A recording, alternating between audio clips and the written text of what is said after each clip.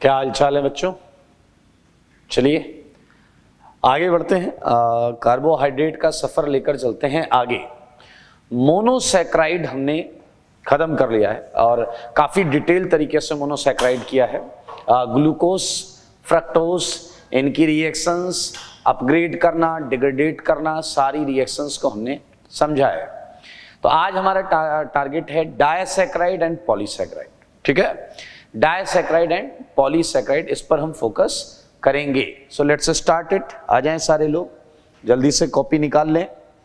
डायसैकराइड में आपको पता है डायसैकराइड में क्या, दो मोनोसैकराइड यूनिट से मिलकर बना है।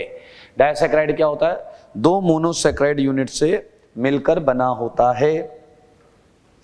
तो चलिए मैं आपको बताता हूं। आज का हमारा जो टारगेट है वो हम चालू करेंगे डायसैकराइड से। इससे चालू करेंगे भाई लोग, disaccharide. Okay, so let's start it. Disaccharide, ठीक है। डायसैकराइड में हमारा जो आज का सबसे पहला डायसैकराइड है मेरे भाई, महा इंपॉर्टेंट है, इसको ना भूल पाएंगे वाला कॉन्सेप्ट लगा लीजिए, स्यूक्रोस। स्यूक्रोस, ठीक है। ये आता ही आता है, पिछले 3-4 साल में ये आया है, लगभग हर साल आया है स्यूक्रोस, ठीक है। तो इसे एकदम दिमाग में बैठा लीजिए।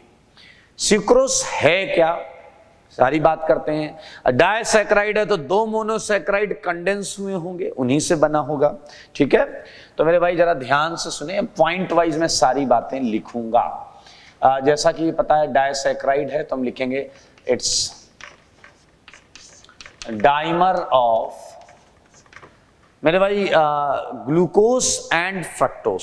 याद रखें, ग्लूकोज एंड फ्रक्टोज दोनों यूनिट होती हैं इसके अंदर। या ओके, सारे लोग देखें, थोड़ा और प्रिसाइसली लिखेंगे। इट कंटेन्स सबसे इंपॉर्टेंट पॉइंट, अल्फा डी ग्लूकोपायरानोस। इसके अंदर डायसैकराइड है तो एक यूनिट होती है अल्फा डी ग्लूकोपायरानोस और दूसरी यूनिट होती है बीटा डी फ्रक्टोफ्यूरानोस। मेरे भाई सारे देखो, एक यूनिट होती है अल्फा डी ग्लूकोपायरानोस की, this is the one unit and this is the second unit. सारे लोग देख सकते हैं, ये दो यूनिट से मिलकर ये बना होता है, ठीक है। करेंगे खूब सारी इस पर बात, लेकिन इसके साथ में हम इसकी कुछ फिजिकल प्रॉपर्टीज, अपीयरेंस, दिखता कैसा है, इन सारी चीजों पर भी बात करेंगे, ठीक है। तो जैसे इसकी कुछ प्रॉपर्टीज के बारे में मैं आपको बता दूं। स्यूक्रोज की बात कर रहे हैं, ये बहुत इंपॉर्टेंट पॉइंट है पहला वाला, इट इज वाइट। ये वाइट होता है, क्रिस्टलाइन कंपाउंड होता है, क्रिस्टलाइन कंपाउंड, क्रिस्टलाइन कंपाउंड। सारे लोग सुने, स्वीट होता है। स्यूक्रोज जो होता है टेस्ट में मीठा होता है, तो इसे हम लिख सकते हैं स्वीट सब्सटेंस। स्वीट सब्सटेंस, मजेदार चीज भूलना मत, जल में है soluble, soluble in water, water में है ये सॉल्युबल। मेरे भाई आपने गन्ना खाया होगा, केन, गांव में गन्ने की खेती होती है, उससे जो शुगर बनाई जाती है, that is this one, sucrose, known as cane sugar, known as cane sugar. मेरे भाई ये पॉइंट भी समझने लायक है, known as cane sugar. Sucrose को आप केन शुगर बोल सकते हैं, कोई दिक्कत नहीं है, कोई दिक्कत नहीं है, सारे लोग देख लें, ओके। एंड एक इंटरेस्टिंग पॉइंट है जो मैं यहां लिखना चाहता हूं, देखें, when heated above melting point, melting point से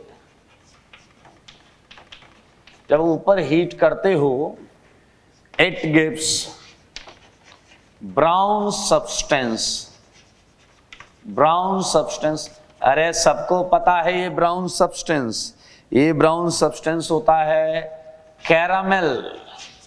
कैरामेल चॉकलेट खाई है ना आपने, बोलिए बोलिए बोलिए।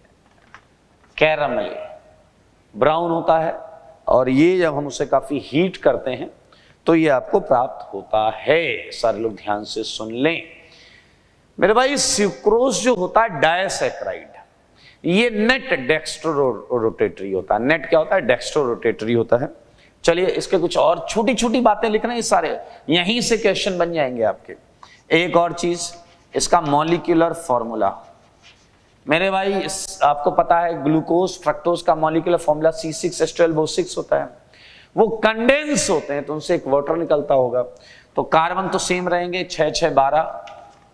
हाइड्रोजन कितने हो रहे थे? C6H12 तो 24 से 2 कम हो जाएंगे, H22 क्योंकि जल निकला है, H2O निकला है। एंड O कितना आ जाएगा बताइए?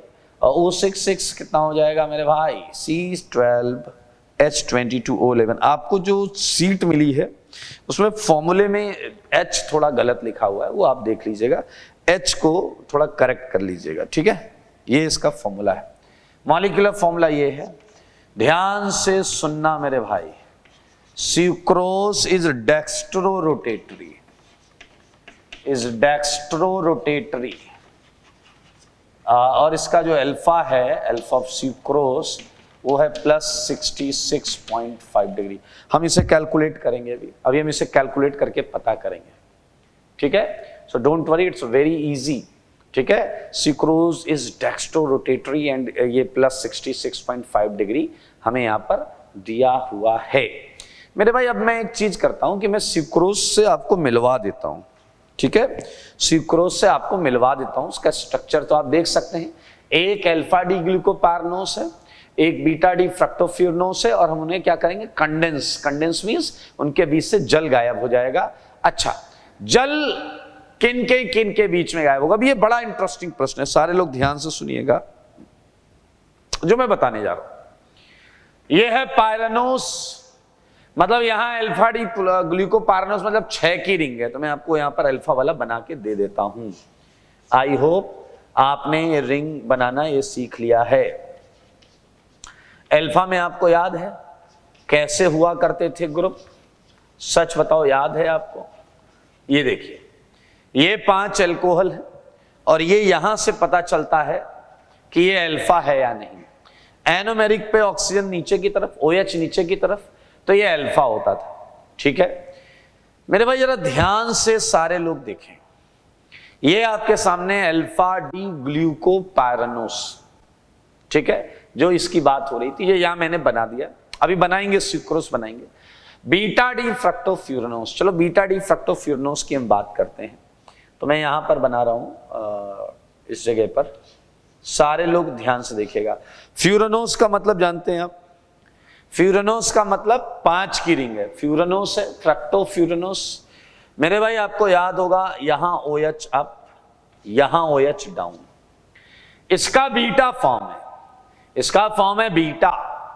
मेरे भाई आपको याद हो, अल्फा बीटा मैंने देखने का एक तरीका बताया था कि चाहे पायरानोस हो चाहे फ्यूरनोस हो, अल्फा में ये जो लास्ट वाला CH2OH होता है और जो ये एनोमेरिक कार्बन का OH होता है, अल्फा में तो ये सिस होता है, अल्फा में तो ये ट्रांस होता है, बीटा में ये सिस होता है।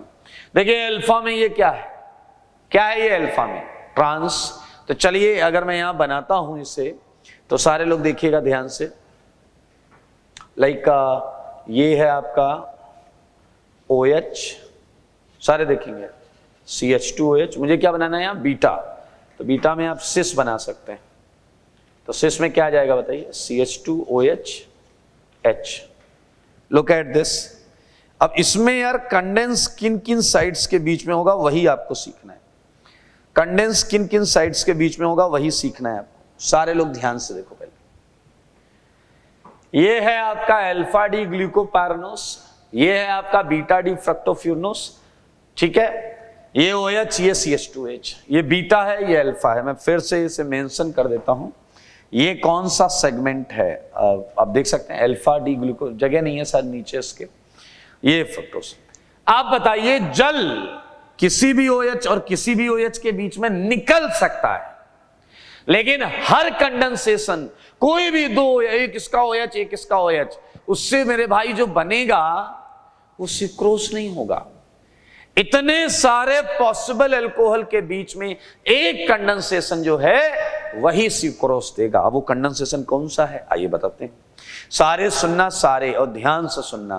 क्या आपको पता है कि ये जो कार्बन है इसे हम 1 दिया करते हैं, 1 2 3 4, ये 2 कहां दे दिया? अरे एक कार्बन आगे पीछे हो गया, ये एक कार्बन आगे पीछे से सुधारो पहले, हटो हटो हटो। हाँ देखिए जरा, ये 1 है एनोमेरिक, 2 3 4 5 6, ये है 6 कार्बन। मेरे भाई ये देखिए, खुद देखिएगा सारे लोग ध्यान से, ये है 1, ये है 2, ये है 3, ये है 4, ये है 5, ये है 6। आपको अगर याद हो तो हमने रिड्यूसिंग नेचर पढ़ा था ग्लूकोज का और फ्रक्टोज का। क्या आपको याद है ग्लूकोज का रिड्यूसिंग नेचर था 1 वाले कार्बन की वजह से, 1 पर हेमी एसिटल होने की वजह से, और फ्रक्टोज का रिड्यूसिंग नेचर था इस 2 वाले एनोमेरिक पर अल्फा हाइड्रोक्सी हेमीकीटल होने की वजह से। यहां पर 2, यहां पर 1। देखिएगा 5 की रिंग में 2 वाला एनोमेरिक होता है, 6 की रिंग में 1 वाला एनोमेरिक होता है। तो मेरे भाई कंडेंसेशन तुम 1 2 1 3 1 4 1 5 1 6 2 3 2 4 कुछ भी कर सकते हो।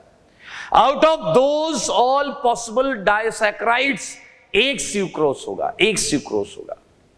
एंड सुक्रोज जो होता है वो नॉन रिड्यूसिंग होता है। सारे सुन लो, नॉन रिड्यूसिंग होता है। क्या आपको पता चल गया?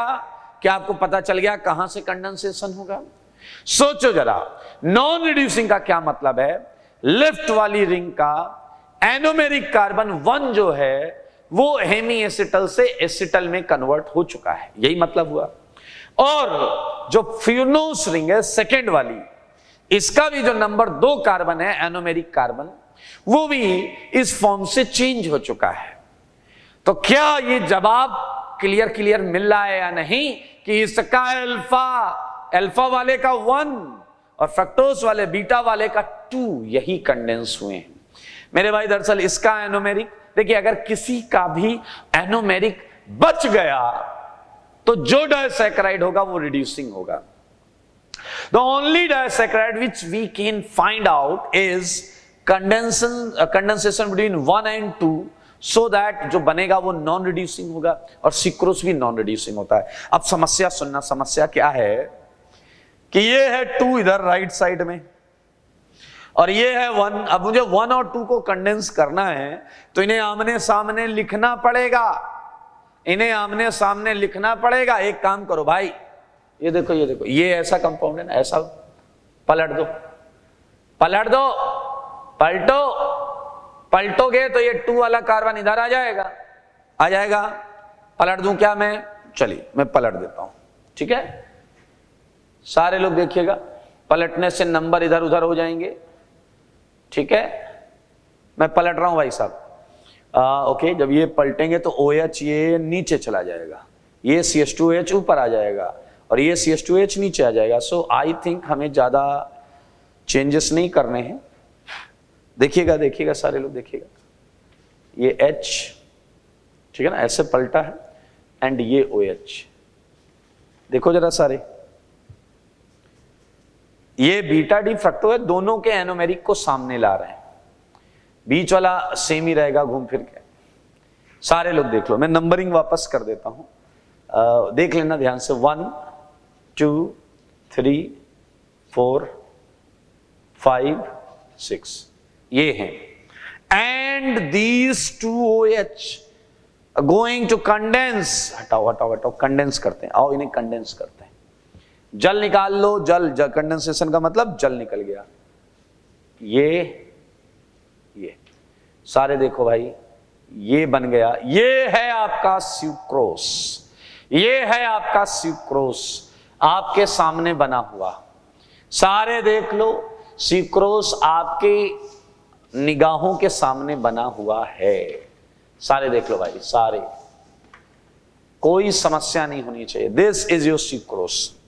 मेरे भाई सच सच बताओ ये कैसा शुगर है, रिड्यूसिंग या नॉन? अरे भाई साहब नॉन रिड्यूसिंग शुगर है, कोई भी बता सकता है नॉन रिड्यूसिंग शुगर है, क्योंकि दोनों के एनोमेरिक कार्बन ही कंडेंस हुए हैं। चलिए बताइए ग्लूकोज का कौन सा कार्बन है? अल्फा डी ग्लूकोज जो आपने यूज किया है, इसका C1 है। एंड बताइए बीटा डी फ्रक्टोस, मैं पूरा नाम नहीं लिख रहा हूं, फ्यूरनोस पारनोस नहीं लिख रहा हूं, इसका C2। सही है, अकंडेंस्ड, यही कंडेंस हुए हैं, अकंडेंस्ड। देखिए कितना सिंपल सा है मेरे भाई, बहुत मजेदार सेगमेंट है। एक बहुत मजेदार चीज है जो आप सीखें, मजा आ जाएगा आपको। सोचो सारे ध्यान से, अगर मैंने सुक्रोज को लिया और इसकी हाइड्रोलिसिस कर दी, हाइड्रोलिसिस मतलब बीच में जल डाल दिया, ठीक, H इधर OH इधर, मैंने हाइड्रोलिसिस कर दी, देखो H इधर OH इधर, तो बताओ इसकी हाइड्रोलिसिस पे क्या मिलेगा? ग्लूकोज मिलेगा, फ्रक्टोज मिलेगा। अच्छा बताओ ग्लूकोज कितना मिलेगा, फ्रक्टोज कितना? बराबर बराबर मिलेगा ना यार, ये 20 से टूटेगा तो जितना ये मिलेगा उतना ही मिलेगा।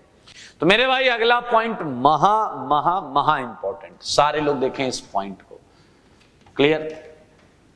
सुक्रोज होता है डेक्स्ट्रो, देखिए यहां बताया मैंने आपको, सुक्रोज इज डेक्स्ट्रो रोटेटरी, और जब हम इसकी हाइड्रोलिसिस करते हैं तो जो मिक्सचर मिलता है वो होता है लीवो रोटेटरी। सुक्रोज, सारे लोग ध्यान से सुने, ये है सुक्रोज, इसकी हमने कर दी हाइड्रोलिसिस, तो हमें जो मिक्सचर मिला है, मिक्सचर वो होता है लीवो रोटेटरी। मैं बता दे रहा हूं, ये आपका क्या है, डेक्स्ट्रो रोटेटरी है, ये है डेक्स्ट्रो रोटेटरी, और मिक्सचर मिलता है दोस्तों लीवो रोटेटरी, लीवो रोटेटरी। समझो बात को, इसलिए ये जो मिक्सचर आता है यहां पर, product mixture, this mixture is known as invert sugar. इस जो शुगर है यहां जो प्रोडक्ट आएगा, that is known as invert sugar. अब भैया आता क्या है यहां पर, सुक्रोज की हाइड्रोलिसिस करो, टूट जाएगा ग्लूकोज फ्रक्टोज, जितना ग्लूकोज उतना फ्रक्टोज। तो सच सच बताओ, सच के सिवा कुछ मत बताओ, क्या तुम्हें यहां 50% ग्लूकोज और 50% फ्रक्टोज मिलेगा या नहीं? सारे बोलो, सारे बोलो, ध्यान से सोच समझ कर बोलो, कोई टेंशन लेने वाली बात नहीं है, बहुत आसान है। सुक्रोज की हाइड्रोलिसिस करोगे तो मेरे भाई ये आएगा आपका ग्लूकोज, ये आएगा आपका फ्रक्टोज, बराबर बराबर आएगा। मेरे भाई हुआ क्या, साइन चेंज हो गया। कैसे चेंज हुआ? देखो ये डेक्स्ट्रो रोटेटरी था, देखिए +66.5, ये तो भाई इसकी तो खुद का ये ऑप्टिकली एक्टिव है, ये पूरा कंपाउंड ऑप्टिकली एक्टिव है, इसका ये रोटेशन है। जब तुम हाइड्रोलिसिस करोगे तो ग्लूकोज एंड फ्रक्टोज इनके खुद के रोटेशन होंगे, और ये पूरा कॉम्बिनेशन मिलकर आपको जो प्रोडक्ट का रोटेशन देगा वो नेगेटिव साइन के साथ आएगा। That's why it is called levorotatory and it is called invert sugar. मैं ये यहां पर लिखने जा रहा हूं, this composition is known as invert sugar. Why it is called invert sugar? Because it's sign of rotation is changed. तो मैं यहां लिख रहा हूं, इस बात को मैं यहां लिख रहा हूं, सारे लोग ध्यान से सुने। Okay, on hydrolysis of sucrose, सारे लोग देखेंगे, invert sugar is obtained, invert sugar is obtained. अच्छा, अगर आपसे कोई ये पूछ ले कि इनवर्ट शुगर होता क्या है, तो क्या बताइएगा? 50% ग्लूकोज एंड 50% फ्रक्टोज का मिक्सचर, ठीक है। अच्छा, अब आप ये कहोगे सर रोटेशन कितना होता है, इनवर्ट शुगर का रोटेशन कितना होता है? आइए ये भी हम पता कर सकते हैं। कैसे पता कर सकते हैं? देखिए आप ध्यान दीजिए, ध्यान से देखेंगे, ठीक है। अल्फा ऑफ इनवर्ट शुगर, या पहले एक काम करते हैं, पहले मैं ये लाइन लिखा देता हूं कि इनवर्ट शुगर होता क्या है, वो आपको पता है हालांकि, फिर भी लिख लेते हैं, ठीक है। ध्यान से देखें, invert sugar is a mixture of ये 50% बोलिए क्या, ग्लूकोज एंड 50% फ्रक्टोज। मेरे भाई बहुत आराम से पता कर सकते हैं इसका रोटेशन। देखिए अगले पॉइंट में, अगर आप अल्फा ऑफ इनवर्ट शुगर निकालना चाहते हैं तो आपको पता है कि आपका 50% कौन था, ग्लूकोज। क्या आपको पता है ग्लूकोज डेक्स्ट्रोरोटेटरी था, डेक्स्ट्रोरोटेटरी, और उसका रोटेशन था +52.5। सारे बोलो, ग्लूकोज था डेक्स्ट्रोरोटेटरी और उसका रोटेशन +52.5 था। बात करें अगर हम फ्रक्टोज की तो वो भी 50% है, हाफ। एंड फ्रक्टोज होता है laevorotatory and if I am not wrong लगभग -92 डिग्री के आसपास होता है, -92 डिग्री के आसपास होता है। सॉल्व करो इसे, देखो कितना आ रहा है, 46 एंड अराउंड 25, कितना हो जाएगा? मैं वैल्यू देख लेता हूं, वैल्यू होगी, ठीक ठीक है, ठीक है। ये आपका 92.5 या 92.7 होता है, तो अप्रॉक्स ये वैल्यू जो है जगह है क्या भाई? चलो मैं आगे लिखूंगा। ये वैल्यू आपकी आ जाती है लगभग 20 डिग्री के आसपास, माइनस में, -20 डिग्री वैल्यू क्या आ जाती है? ये -20 डिग्री। किसकी है ये? इनवर्ट शुगर की, ठीक है। ये मैं हटा रहा हूं थोड़ा यहां से, ठीक है। देख लें पोर्शन, महा इंपॉर्टेंट है, इस पे आप 2-4 बार मोस्ट इंपॉर्टेंट जरूर लगाएं। सुक्रोज, ठीक है, हट रहा है ये।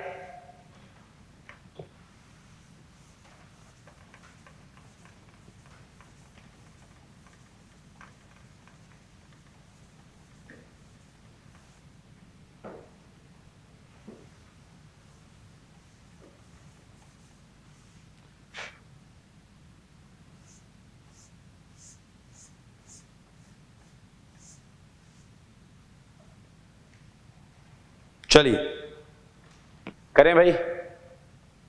देखिए इसमें कई सारे क्वेश्चंस पूछे जा सकते हैं, लाइक मैं 1-2 क्वेश्चंस यहां पर लिख रहा हूं। तो क्या आया था फाइनली, तो एक तो मैं वो लिख देता हूं, अल्फा ऑफ इनवर्ट शुगर, वो आया था -20 डिग्री, एक। दूसरा, अगर आपको याद हो, ग्लूकोज में 5 OH होते हैं, फ्रक्टोज में 5 OH होते हैं। तुमने कंडेंस किया तो एक इसका OH एक इसका OH कंडेंस हो गया, तो मेरे भाई 4-4 8 OH बचे, 5-5 10 OH थे, 2 OH कंडेंस हो गए। तो अगर मैं आपसे पूछूं कि सुक्रोज कितने मोल कंज्यूम करेगा CH3COCl acetyl chloride, sucrose would consume 8 mole of CH3COCl per mole of it, per mole of it। ये प्रश्न बड़ा इंटरेस्टिंग है। एक और पॉइंट पूछा जा सकता है, एक और पॉइंट पूछा जा सकता है, इसे समझें मेरे भाई। एक रिएक्शन आपने पढ़ी थी, माला परेड रिएक्शन, माला परेड रिएक्शन, HiO4 क्लीवेज। तो अगर आप ध्यान से देखें, 1 मोल सुक्रोज 3 मोल HiO4 खाएगा। अब ये ध्यान से सोचो कैसे। 1 mole of HiO4 would consume, मैंने उल्टा लिख दिया शायद, 1 मोल ऑफ क्या आएगा? Sucrose. 1 mole of sucrose would consume 3 mole of HiO4। सारे लोग देखें, सुक्रोज में जो ये यूनिट थी आपकी, इसमें आपको याद हो ऐसा था मेरे भाई। सारे लोग देखिए,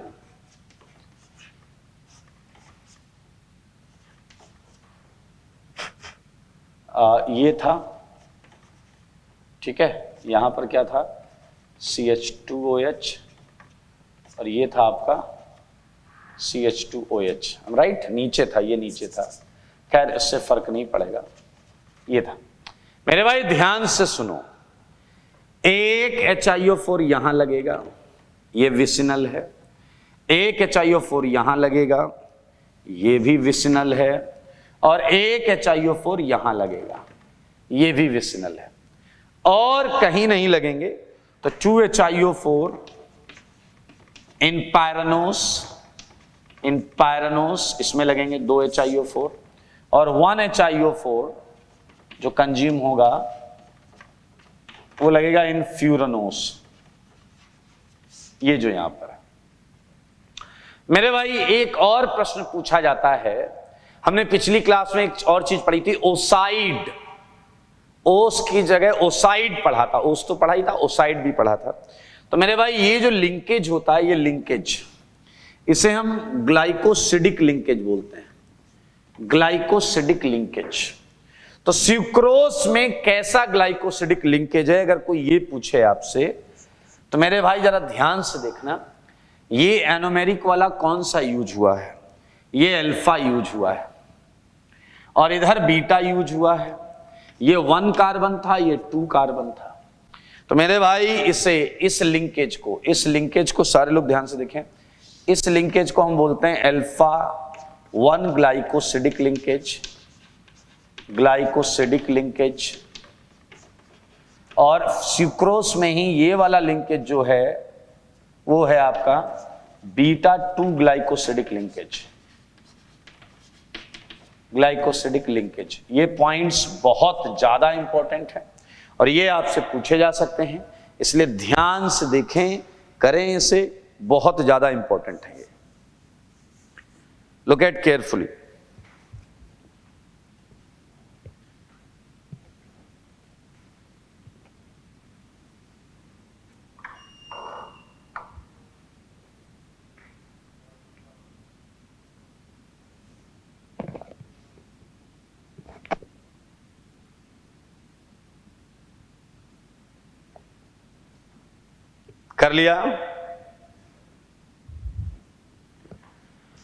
कर लिया आपने? ओके, तो ये आपका सुक्रोज है। छोटे छोटे और डायसैकराइड्स हैं, उन्हें भी हम कर लेते हैं जल्दी से। ये हटा देता हूं मैं, ठीक है, ये हटा रहा हूं, क्लस्टर से ही हटाए।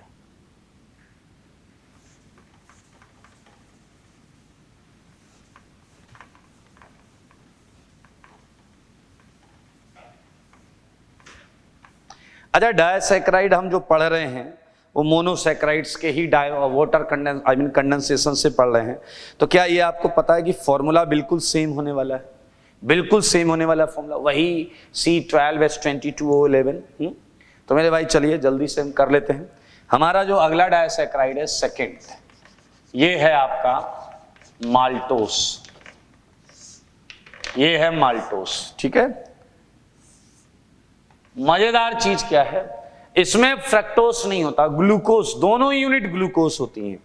तो मैं सीधा सीधा यहां पॉइंट वाइज लिख सकता हूं, it's dimer of what, it's a dimer of glucose, सही है। मॉलिक्यूलर फॉर्मूला पता है ना, C12H22O11, कोई दिक्कत नहीं है इसमें। अच्छा, डाइमर ऑफ ग्लूकोज, और दोनों ग्लूकोज वही 6 की रिंग वाले होते हैं, पैरनोस वाले। ये बनता कैसे, ये बनता कैसे, हमारे पास एक पॉलीसैकराइड होता है, पॉलीसैकराइड नाम होता है उसका स्टार्च। क्या होता है? स्टार्च। उसकी हाइड्रोलिसिस से बनते हैं मेरे भाई। तो मैं यहां लिख रहा हूं, इट इज फॉर्म्ड या इट इज ऑब्टेन्ड, कुछ भी लिख सकते हैं, by partial hydrolysis of starch, partial hydrolysis of, बहुत इंपॉर्टेंट पॉइंट है ये। अब आप ये भी समझ सकते हैं, अगर ये स्टार्च की हाइड्रोलिसिस से बनता है तो स्टार्च वो भी केवल ग्लूकोज की यूनिट से बना हुआ है, क्योंकि इसमें देखो ग्लूकोज ही ग्लूकोज है। तो स्टार्च को तोड़कर बना रहे हो, स्टार्च भी सारा ग्लूकोज की पॉलीमेरिक चेन होती है, हम वो भी पढ़ेंगे। फिलहाल आइए, मैं आपको बता रहा हूं, मैं आपको स्टार्च दे रहा हूं, स्टार्च है C6H10, ये एक यूनिट वाला जो पोर्शन था उसे मैं, ये होल N, ठीक है, ये आपको स्टार्च का ये हमने जनरल रिप्रेजेंटेशन रखा है, स्टार्च, ठीक है। और हमने यहां N जल लिया है, N जल, कितना जल लिया है? एंजल। तो मेरे भाई ये आप करेंगे तो आपको यहां पर C12H22O11 इस टाइप का ये जो कंपाउंड है, इससे हमने बोला माल्टोस। क्या बोला है? माल्टोस। छोटे छोटे पॉइंट हैं, ठीक है। यहां आपको जो मजेदार चीज मिलने वाली है वो देखिए, आप सारे लोग देखिए। पहले आप, मुझे पता है आप इसका स्ट्रक्चर जानना चाहते हैं, तो मैं यहां स्ट्रक्चर बनाता हूं। बहुत आसान है, आपको पता है दोनों यूनिट क्या है। दोनों यूनिट हैं ग्लूकोज की। सारे देखो, सारे अल्फा, ये देखो ये है CH2OH। इसके सामने सारे लोग देखना, ये OH, ये OH, ये OH, सारे लोग देख रहे हैं, ठीक है। और क्या आएगा? कुछ गड़बड़ कर दिया अपन ने, ये वाला गड़बड़ कर दिया। रुको, इसे थोड़ा सा सारे लोग देख, इसी की यूनिट ये अल्फा डी ग्लूकोपार्नोस है, ये OH आया, ये OH, ये OH, ये CH2OH। मेरे भाई अब जरा ध्यान से देखना, इसकी जो ये यूनिट है, ये यहां पर ये अल्फा ही है, दोनों अल्फा है। नंबर याद है आपको? नंबर नंबर नंबर, ये कौन सा नंबर है? 1 2 3 4 5 6, 1 2 3 4 5 6। सोचो, जो माल्टोस है मेरे भाई, माल्टोस ये एक रिड्यूसिंग शुगर है। सारे सुनो, ये कैसा शुगर है? रिड्यूसिंग शुगर है मेरे भाई। ये म्यूटा रोटेशन शो करता है, शोज म्यूटा रोटेशन। मेरे भाई अगर ये रिड्यूसिंग शुगर है तो क्या ये कंफर्म हो गया कि इन दोनों में से किसी एक, कम से कम किसी एक का एनोमेरिक कार्बन अनटच्ड है, मतलब वो रिएक्शन में पार्ट नहीं ले रहा है। इन दोनों में से किसी एक का, कम से कम किसी एक का एनोमेरिक कार्बन ऐसे बचा है, एकदम ऐसे ही वो रिएक्शन में पार्ट नहीं ले रहा है। तो मेरे भाई that's why this sugar is reducing. मेरे भाई आपको जानकर अच्छा लगेगा, ये 1 4 एक का तो जाता है एनोमेरिक, एक का एनोमेरिक जाता है, लेकिन दूसरे का नंबर 4 होता है जो कंडेंस होता है। दूसरे का नंबर 4 होता है जो कंडेंस होता है। भाई सारे लोग ध्यान से देखें, ये लिंकेजेस कौन से हैं ये आपको पता होने चाहिए।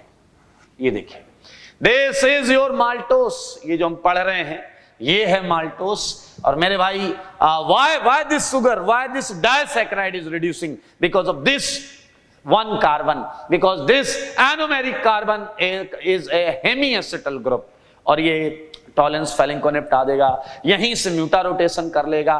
तो मेरे भाई ये बात आपको समझ में आनी चाहिए, बहुत इंपॉर्टेंट पॉइंट है, रिड्यूसिंग शुगर होना और म्यूटा रोटेशन शो करना। अच्छा, इसके अंदर लिंकेज कौन सा है? लिंकेज जो जैसे मैंने अभी फ्रक्टोज में लिखा था, इसके अंदर अल्फा लिंकेज है। देखिए इधर से अल्फा यूज हुआ, अल्फा का एनोमेरिक नाम, अल्फा या बीटा नाम केवल उसी का रखते हैं, उसी साइड का जिसका एनोमेरिक यूज हुआ हो।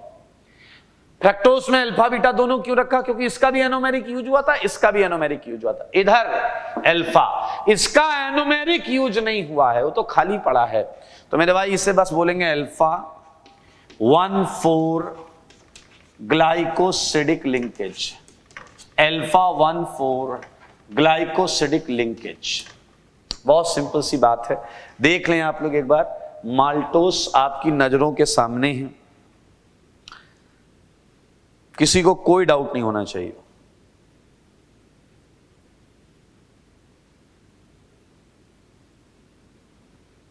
है क्या कोई डाउट? चलिए बहुत सिंपल से पॉइंट है।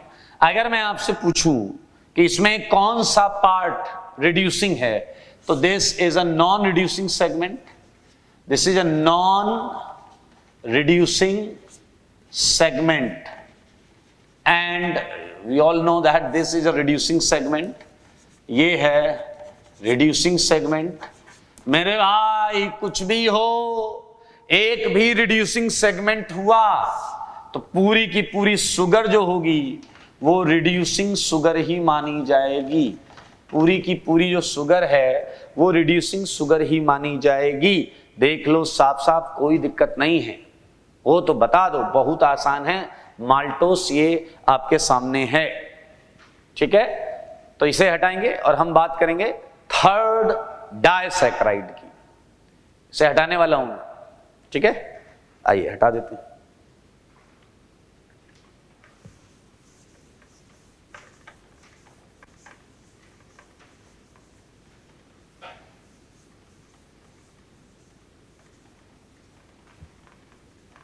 ठीक है भाई, थर्ड डाइसैकराइड पर चलते हैं, लेकर चलते हैं आपको।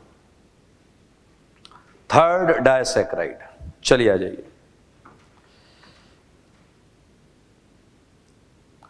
मेरे भाई थर्ड डाइसैकराइड जो है ये है आपका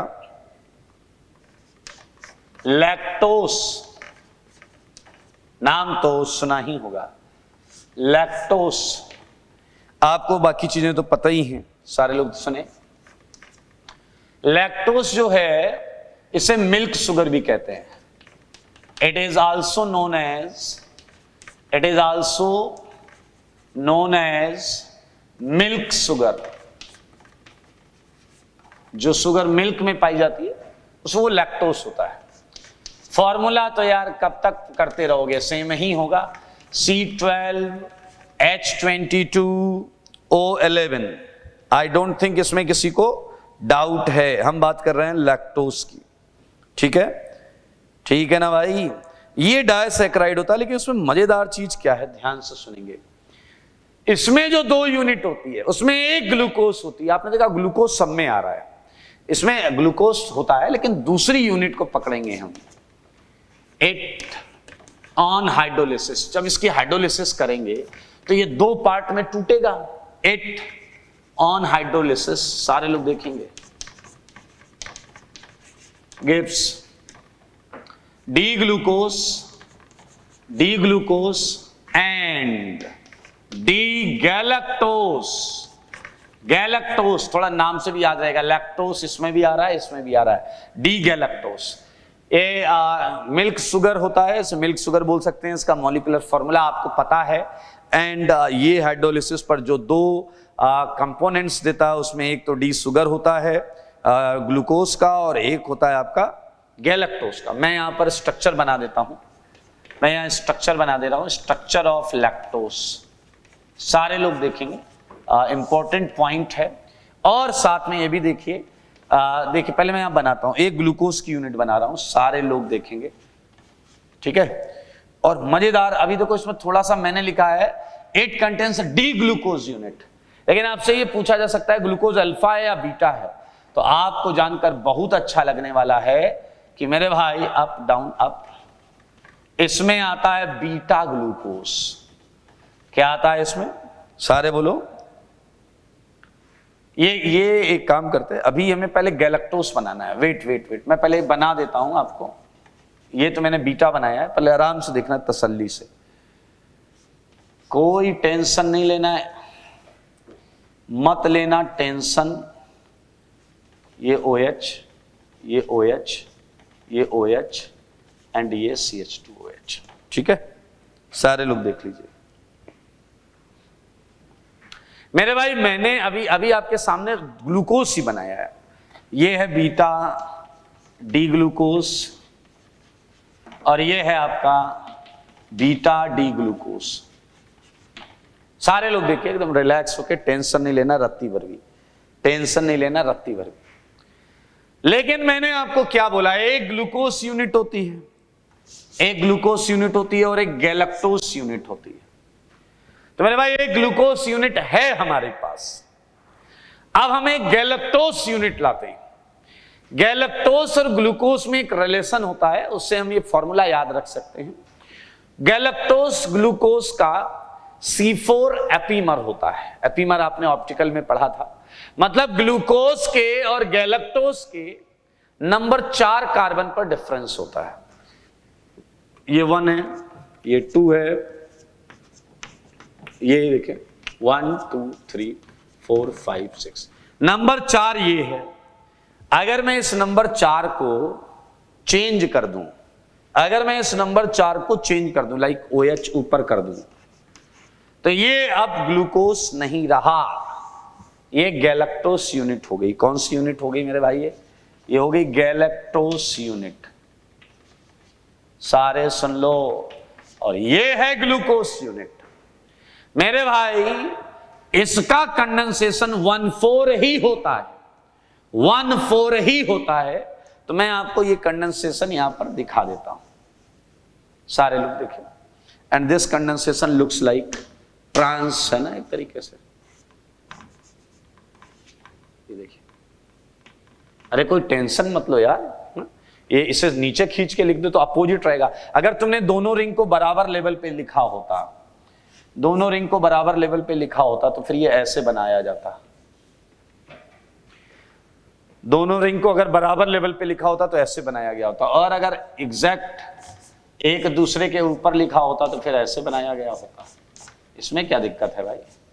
ठीक है, तो बनाने के तरीके, बट ये पता है ये अप है वो डाउन है, सिंपल सी बात है। ये है आपका क्या? लैक्टोस। This is lactose. और बताइए फिर क्या ये आपका एनोमेरिक सेगमेंट बाकी रह गया या नहीं? तो ये है रिड्यूसिंग हाफ। ग्लूकोज वाला सेगमेंट रिड्यूसिंग होता है, ये देख लो आप, ग्लूकोज वाला सेगमेंट रिड्यूसिंग होता है। तो मेरे भाई लैक्टोस की खासियत बताओ क्या है? रिड्यूसिंग शुगर है। यस, ये रिड्यूसिंग शुगर है। सेकेंड पॉइंट, क्या ये म्यूटा रोटेशन शो करेगा? यस, शोज म्यूटा रोटेशन, बिल्कुल सही है। अच्छा और बताओ, इसमें गैलेक्टोस यूनिट रिड्यूसिंग है या ग्लूकोस यूनिट? आंसर है glucose unit. Galactose unit is non reducing, ये नॉन रिड्यूसिंग है। वेयर एज, बोलो बोलो बोलो, वेयर एज कौन सी यूनिट है मेरे भाई? Glucose unit. Glucose unit is reducing. Glucose unit reducing है। क्यों है रिड्यूसिंग? क्योंकि इसका एनोमेरिक बचा हुआ है, इसका एनोमेरिक कंडेंसेशन में पार्ट नहीं ले रहा। चलिए मुझे एक और बात बताइए, क्या आप यहां ग्लाइकोसिडिक लिंकेज के बारे में बताएंगे? क्या आप देख रहे हैं ये वाला लिंकेज कौन सा है? ये अप साइड है, बीटा। क्या है ये? अप साइड है, तो ये beta 1,4 glycosidic linkage. Glycosidic linkage. ये लैक्टोज के बारे में छोटी छोटी बातें कर रहे हैं, इंटरेस्टिंग बातें कर रहे हैं, ये ध्यान से देख लें। ये है आपका डायसैक्राइड, इसे देख लें 2 मिनट, फिर हम इसे हटाएंगे।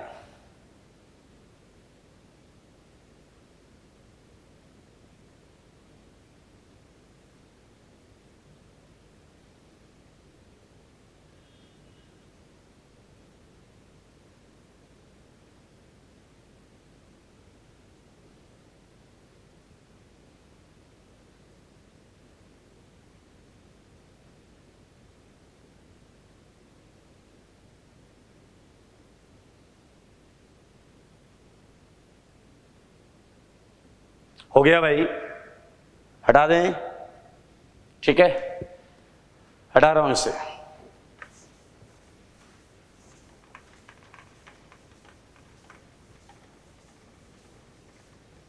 और बच्चों इसी के साथ आपका डायसैक्राइड सेगमेंट खत्म हो जाता है। खत्म, खल्लास, निपट गया डायसैक्राइड। ठीक है, अब हमारे पास हैं 2 पॉलीसैक्राइड जिन्हें हम टारगेट करेंगे। ठीक है, तो पॉलीसैक्राइड ले लेते हैं। Okay, so let's started with polysaccharides.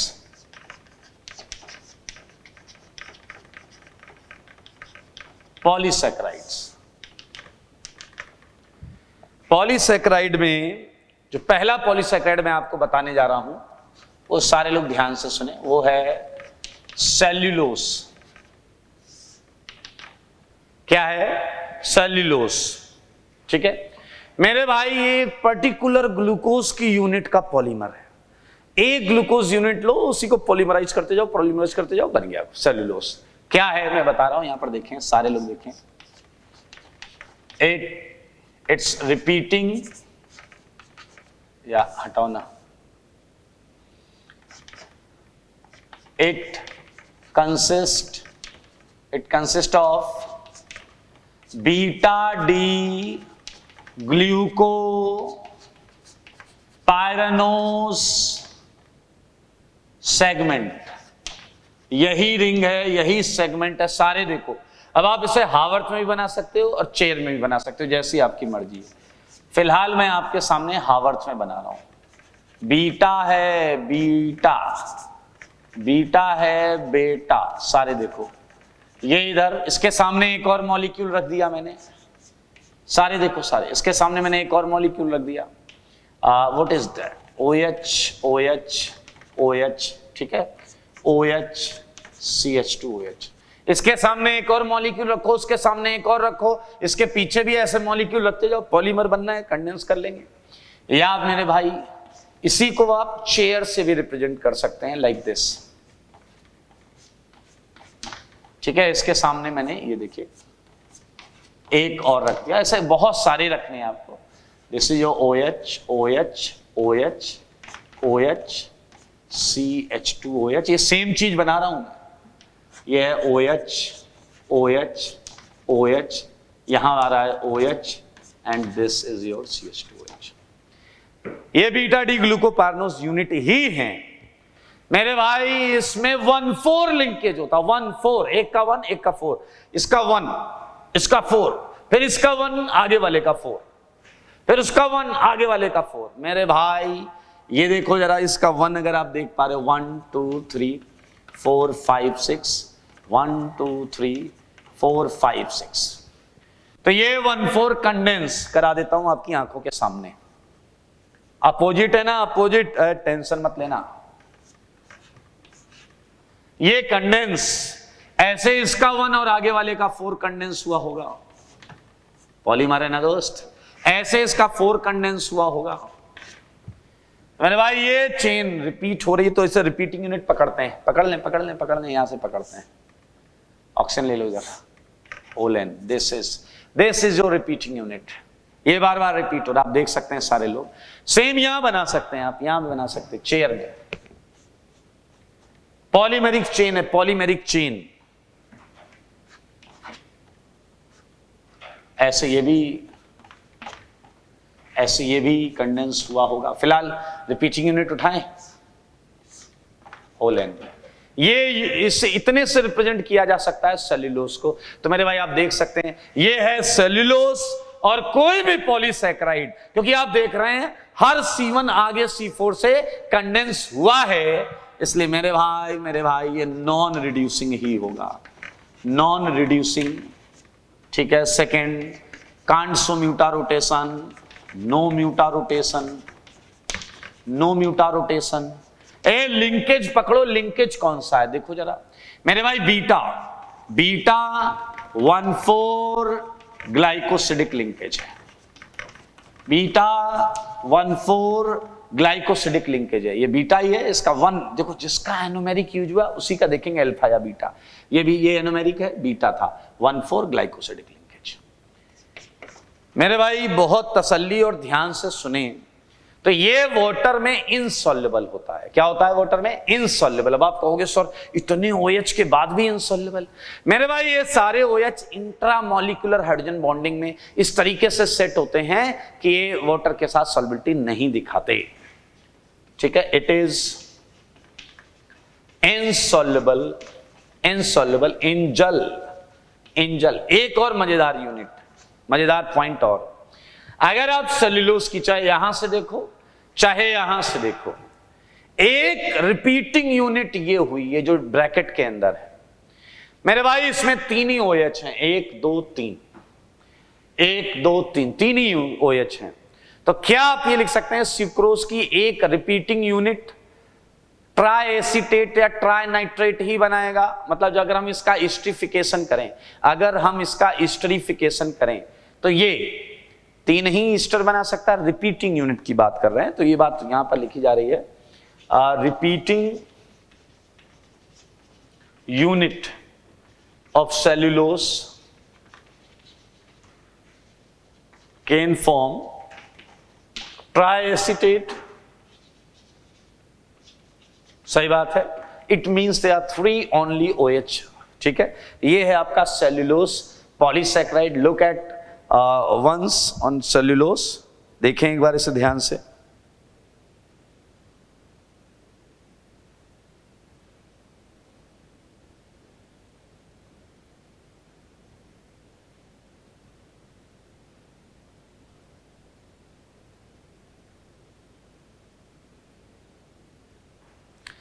दो तीन पॉइंट है। सेल्यूलोज कलरलेस होता है, इट इज कलरलेस,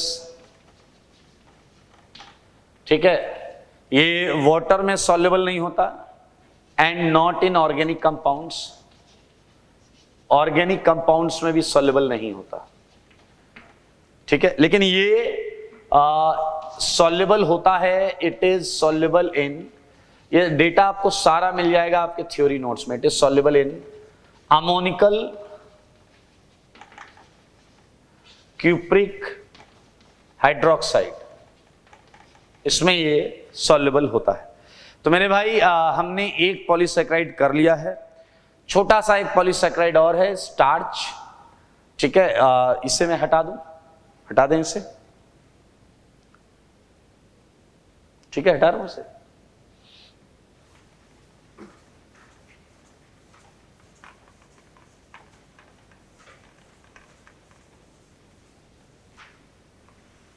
आइए अगला पॉलीसैकेराइड हम देखते हैं। सेकेंड पॉलीसैकेराइड है मेरे भाई स्टार्च। सारे लोग देख लो, स्टार्च। इसके बारे में क्या कहने, ध्यान से सुनो। एक तो ये व्हाइट एमॉर्फस पाउडर है, एमॉर्फस पाउडर है। देखो दो पॉलीसैकेराइड पढ़ रहे हो, दोनों में डिफरेंस सिमिलैरिटी सब पता होनी चाहिए। ये व्हाइट एमॉर्फस सॉलिड पाउडर है, जबकि सेल्यूलोज कलरलेस था। Second point, it is sparingly soluble in जल। वो तो इनसॉल्युबल था वाटर में, ये थोड़ा सा सॉल्युबल होता है इन जल। मेरे भाई स्टार्च महा इंपॉर्टेंट रिएक्शन है, आप सब जानते भी होंगे, सुना भी होगा, आईयूसी में भी पढ़ेंगे।